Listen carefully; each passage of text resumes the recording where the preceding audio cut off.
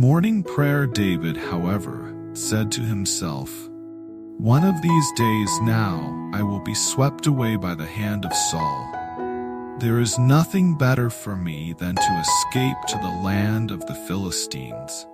Then Saul will stop searching for me all over Israel, and I will slip out of his hand."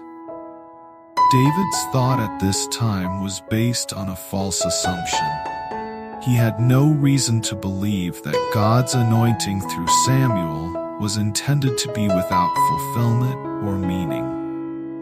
There wasn't a single instance where the Lord had abandoned his servant.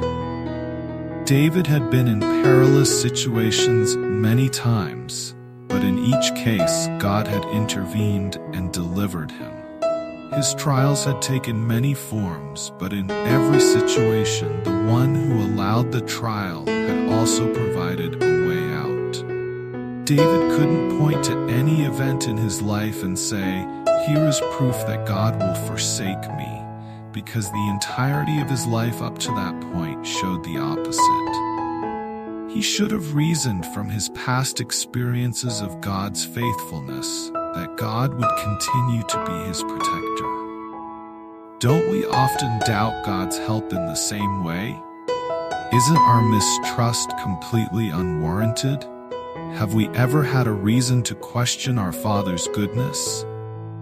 Haven't his acts of loving kindness been remarkable? Has he ever failed to prove himself worthy of our trust?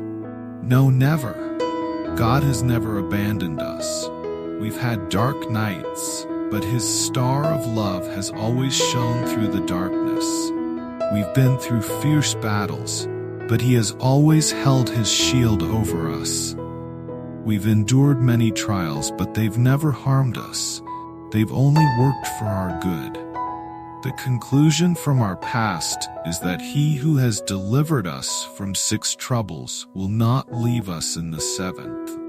Everything we know about our faithful God proves that he will sustain us until the end. Let us not, then, reason against the evidence. How can we be so ungrateful as to doubt our God? Lord, cast down the unbelief in our hearts, and let it be devoured like Jezebel by the dogs.